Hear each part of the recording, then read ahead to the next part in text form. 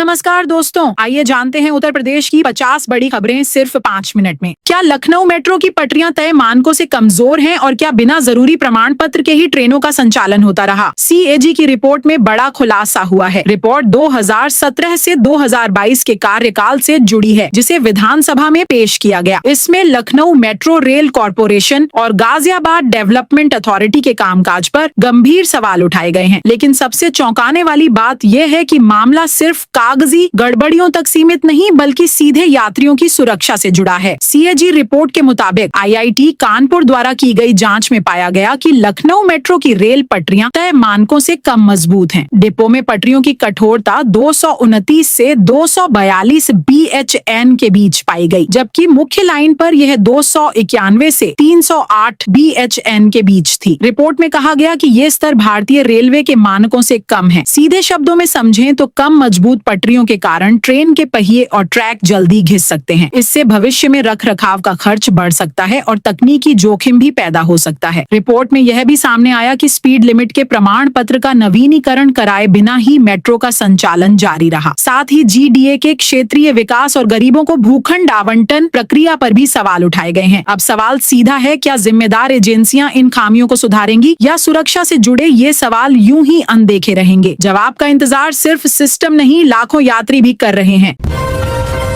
क्या बिना परीक्षा दिए B.Tech, B फार्मा और LLB की डिग्री मिल सकती है? कानपुर में ऐसा ही एक बड़ा फर्जीवाड़ा सामने आया है। कानपुर में पुलिस ने एक ऐसे सिंडिकेट का भंडाफोड़ किया है जो बिना परीक्षा दिए मार्कशीट और डिग्रियां दिलाने का काम करता था। इस गिरोह का मास्टरमाइंड बताया जा रहा है मैथ टीचर शैलेंद्र। पुलिस ने उससे बंद कमरे में लंबी पूछताछ की, जिसमें कई चौंकाने वाले खुलासे हुए। लेकिन असली हैरानी की बात यह है कि ये खेल सिर्फ एक शहर तक सीमित नहीं था। इसकी जड़ें कई राज्यों और विश्वविद्यालयों तक फैली हुई थी। जांच में सामने आया कि सिंडिकेट B.Tech, B फार्मा और LLB जैसी प्रोफेशनल डिग्रियां दिलाने का सौदा करता था। पूरे खेल में 40% कमीशन गिरोह रखता था, जबकि 60% हिस्सा विश्वविद्यालयों के कुछ क्लर्क और कर्मचारियों तक पहुंचता था। शैलेंद्र ने शुरुआत एडमिशन एजेंट के तौर पर की थी, लेकिन धीरे धीरे कई विश्वविद्यालयों के अंदर उसके संपर्क बन गए। इसके बाद फर्जी मार्कशीट और डिग्री तैयार करने का संगठित नेटवर्क खड़ा हो गया। 9 राज्यों की 14 यूनिवर्सिटी तक नेटवर्क फैला। छापेमारी में 900 से ज्यादा फर्जी मार्कशीट और डिग्रियां बरामद हुई। DCP साउथ के मुताबिक गिरोह का एक फरार सदस्य मनीष उर्फ रवि खुद को भारत का राजदूत बताकर 4 देशों के राष्ट्रपति और प्रधानमंत्री तक से मिलने का दावा करता रहा है। पुलिस अब जुड़े विश्वविद्यालयों के क्लर्क और कर्मचारियों को ट्रेस कर रही है। सवाल ये है, अगर डिग्रियां भी अब खरीदी बेची जाने लगे तो सिस्टम पर भरोसा कैसे कायम रहेगा? इस मामले की जांच आगे क्या मोड़ लेती है, इस पर सबकी नजर बनी हुई है।